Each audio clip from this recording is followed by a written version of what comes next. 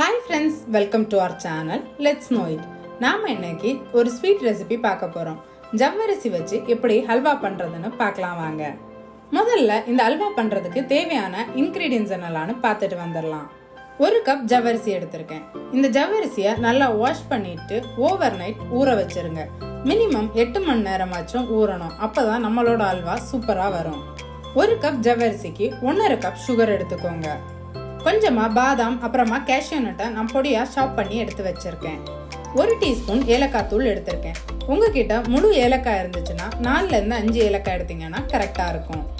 1/4 cup நெய் எடுத்திருக்கேன். நம்ம ஹல்வா பண்றதுக்கு தேவையான இன்கிரீடியன்ஸ் என்னலாம்னு பார்த்துட்டோம் இல்லையா? இப்போ இந்த ஹல்வா எப்படி பண்றதுன்னு பார்க்கலாம் வாங்க. முதல்ல ஒரு மிக்ஸி ஜார்ல நாம ஊற வச்சிருந்த ஜவ்வரிசியை சேர்த்துக்கலாம்.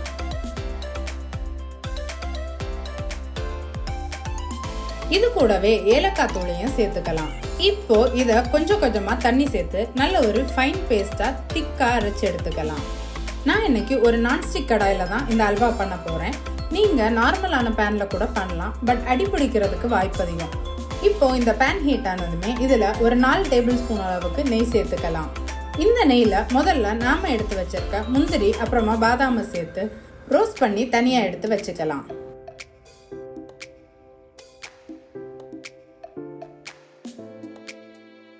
இப்போ அதே நெய்ல நாம ஆல்ரெடி அரைச்சு வச்சிருக்க ஜவ்வரிசி பேஸ்ட சேர்த்துக்கலாம்.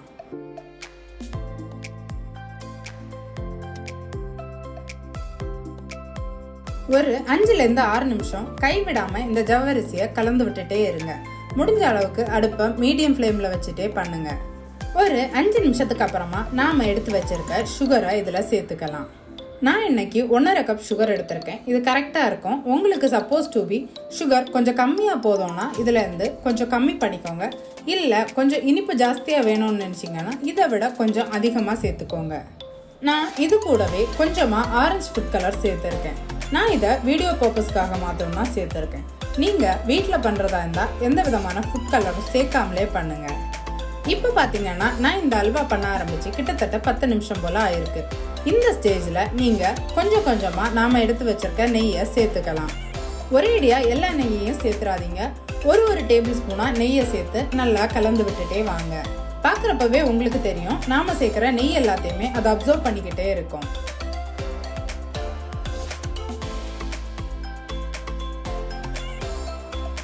இப்போ பாத்தீங்கன்னா ஒரு 20 நிமிஷம் போல ஆயிருக்கு. நம்மளோட ஹல்வா பாத்தீங்கன்னா ஆல்மோஸ்ட் ரெடி ஆயிடுச்சு. நல்ல ஒரு கிளாசி ஃபினிஷோட நல்ல ஒரு ஷைனிங்கா மாற ஆரம்பிச்சிருக்கு. இந்த ஸ்டேஜுக்கு அப்புறமா நீங்க நெய் எதுவும் சேர்க்க வேண்டியதில்லை. நாம உள்ள ஆல்ரெடி சேர்த்த நெய் எல்லாமே சைட்ல பிரிஞ்சு வர ஆரம்பிக்கும். அந்த ஸ்டேஜ் வரைக்கும் கொஞ்சம் கைவிடாம கலந்து விட்டுட்டு வந்தா போதும். இப்போ இது கூடவே நாம ஆல்ரெடி ஃப்ரை பண்ணி வச்சிருந்த நட்ஸையும் சேர்த்துக்கலாம். இப்போ நீங்க இந்த ஹல்வாவை ஸ்பூன்ல எடுத்து விட்டீங்கன்னா அது ஃப்ளோயி கன்சிஸ்டன்சில இருக்கு. அதாவது ஸ்பூன்ல இருந்து ஈஸியா கீழே விழுது இல்லையா? இந்த மாதிரி இல்லாம கொஞ்சம் திக்கா மாறி நீங்க அதை எடுத்து கீழே விடுறப்போ அப்படியே பீசஸா விடும். அந்த அளவு ஸ்டேஜ் வர்றது வரைக்கும் நல்லா கலந்துக்கோங்க. இப்போ ஒரு 5 நிமிஷத்துக்கு அப்புறம் பாத்தீங்கன்னா நாம ஸ்பூன்ல எடுத்து விடுறப்போ அது ஈஸியா கீழே ஃபால் ஆகுது இல்லையா? இந்த அளவுக்கு திக்காகி வந்ததுமே நீங்க அடுப்பை ஆஃப் பண்ணிக்கலாம். இப்போ இதுல சைட்ல பாத்தீங்கன்னா நாம் ஆல்ரெடி சேர்த்த நெய்யெல்லாம் கூட பிரிஞ்சு வந்திருக்கு. ஆல்ரெடி நான் ஒரு ரவுண்ட் பேக்கிங் பேன்ல லைட்டா நெய் தடவி வச்சிருந்தேன்.